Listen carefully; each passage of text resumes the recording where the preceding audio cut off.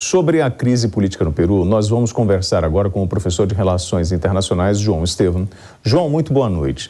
Essa mobilização que defende Castilho, na verdade, está muito relacionada não só ao fato dele estar ocupando um cargo, né, mas de todo o histórico de liderança sindical. Ele tinha esse poder de mobilizar as pessoas. Boa noite, William. Boa noite, Fernando. De fato, né, por todo esse histórico que ele tem, né, por ser uma liderança com uma vasta base social, até a gente poderia dizer, havia essa possibilidade de mobilização. A gente consegue ver, inclusive, algo muito parecido com o que está acontecendo no Peru atualmente, com esses protestos em favor do governo. Mas é interessante também ver que essas manifestações, elas são claramente a favor de uma reforma no próprio sistema político peruano. Elas, inclusive, até fazem lembrar um pouco os protestos que foram realizados logo depois do impeachment do Martín Vizcarra, né, alguns anos atrás, justamente para poder haver uma estabilidade política na relação entre o Executivo e o Congresso, que desde 2016 a gente vem vendo uma guerra, uma espécie de guerra entre os dois poderes, e que impede que haja, dessa forma, uma maior estabilidade política no país.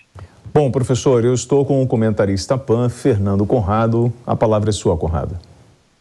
Só vou fazer um comentário aqui antes, né? Sabe que o Peru é uma coisa engraçada, o Peru está nessa crise há muito tempo. Graças a quem? Graças a Odebrecht, William. Foi tanta corrupção da Odebrecht lá que a Lava Jato peruana já colocou na cadeia, tirou 5 presidentes, né? 4 foram presos e 1 se matou.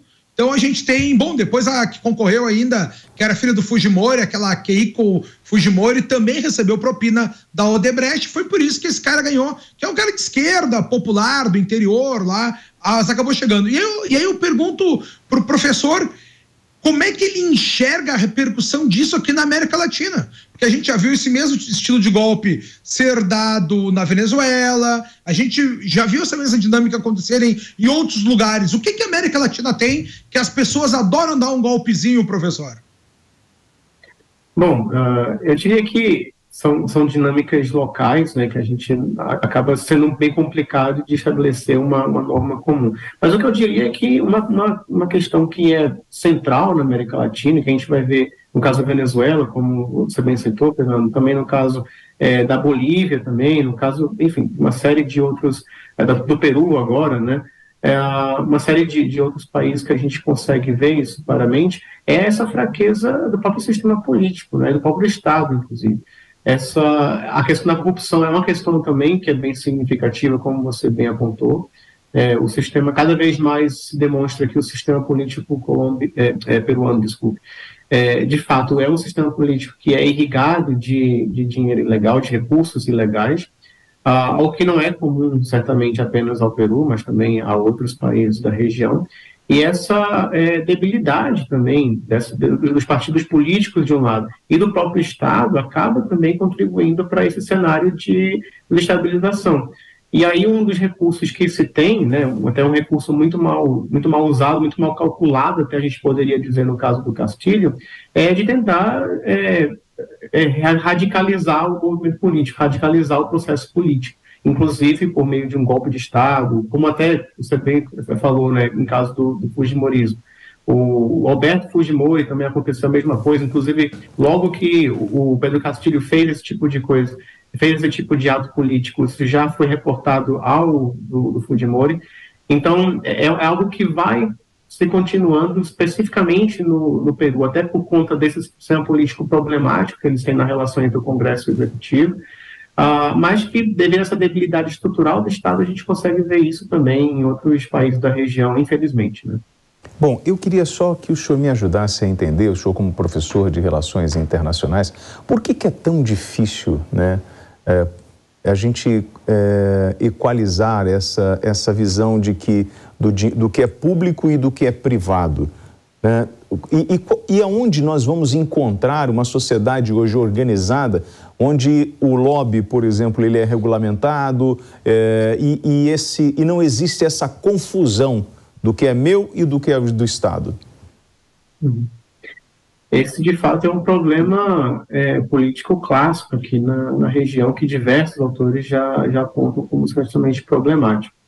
Eu diria que é algo que já nasce na própria Constituição dos Estados latino-americanos, algo que vários autores brasileiros já apontam, né, essa relação até patrimonialista que as elites políticas detêm com os recursos que, em tese, seriam públicos, mas que são tratados segundo uma ótica privada.